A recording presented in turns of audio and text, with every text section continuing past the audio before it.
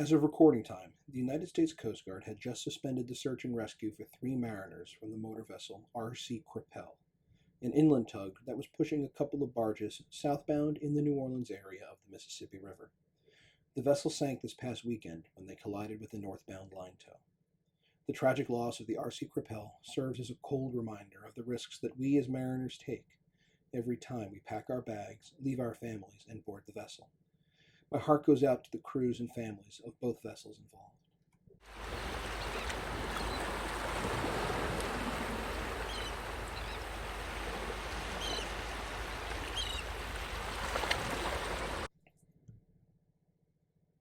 Last week, we looked at Rule 2, Responsibility Part B.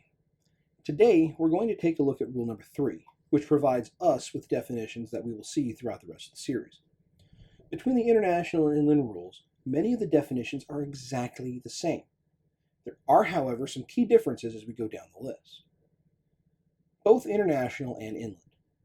For the purposes of these rules, except where the context otherwise requires, the word vessel includes every description of watercraft, including non-displacement craft, wig craft, and seaplanes, that are used or capable of being used as a means of transportation on the water. A power-driven vessel is any vessel propelled by machinery.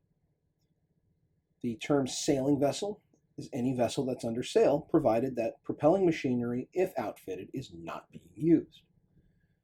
A vessel engaged in fishing is any vessel fishing with nets, lines, trolls, or other fishing apparatus which restrict maneuverability, but it does not include a vessel fishing with trolling lines or other fishing apparatus that does not restrict the maneuverability. A seaplane is any aircraft designed to maneuver on the water.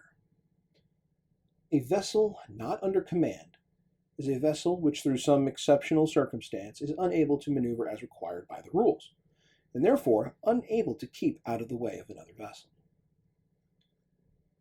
A vessel restricted in her ability to maneuver is a vessel which, from the nature of her work, is restricted in her ability to maneuver as required by the rules, and therefore they are unable to keep out of the way.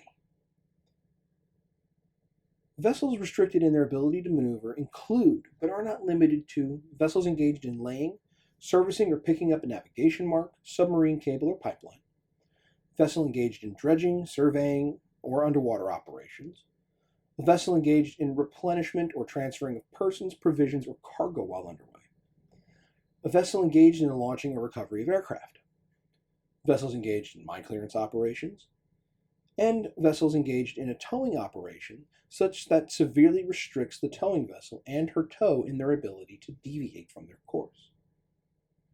Now, a vessel constrained by draft, this is only defined by the international rules.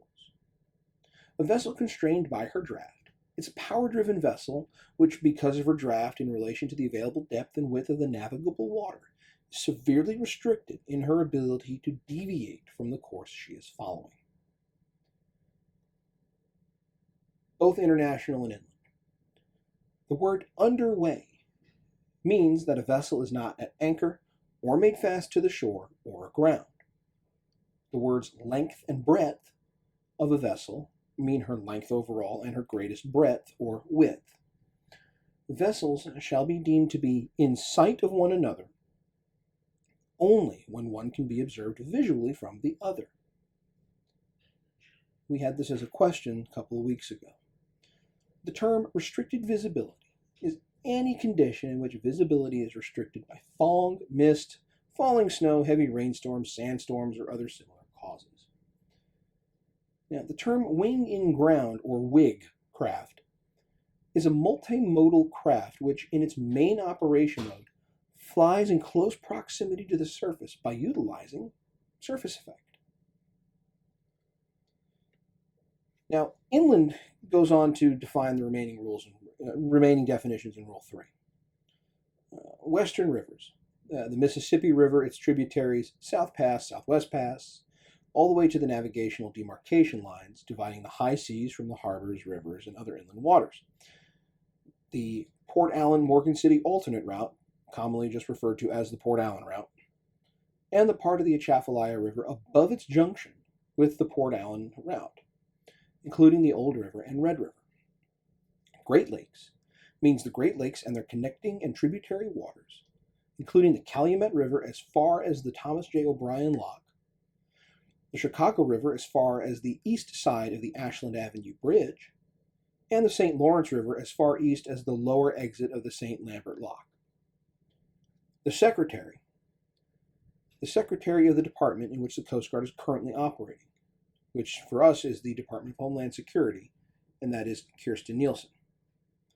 Inland waters is the navigable waters of the United States, shoreward of the navigational demarcation lines dividing the high seas from the harbors, rivers, and other inland waters of the United States, and the waters of the Great Lakes on the U.S. side of the international boundary.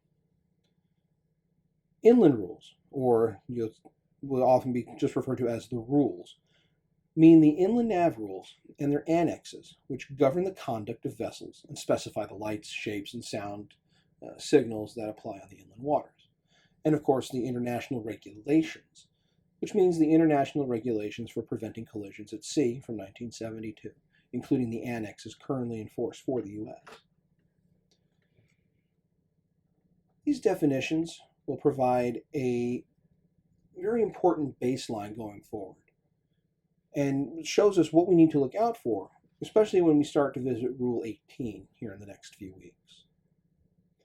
Question of the week. Last week's question and answer. International and inland.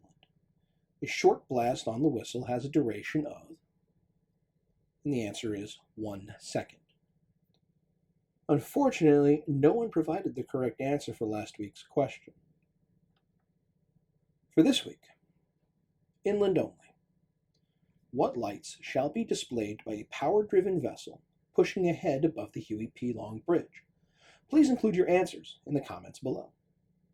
Next week, we're going to take a look at Rules 4, 5, and 6, which are part of the sailing and steering rules, particularly for when vessels are in any type of visibility. We will review the application, we will review lookouts, and safe speed. Please remember to click like, subscribe, and please stay safe out there, everyone. Have a great week.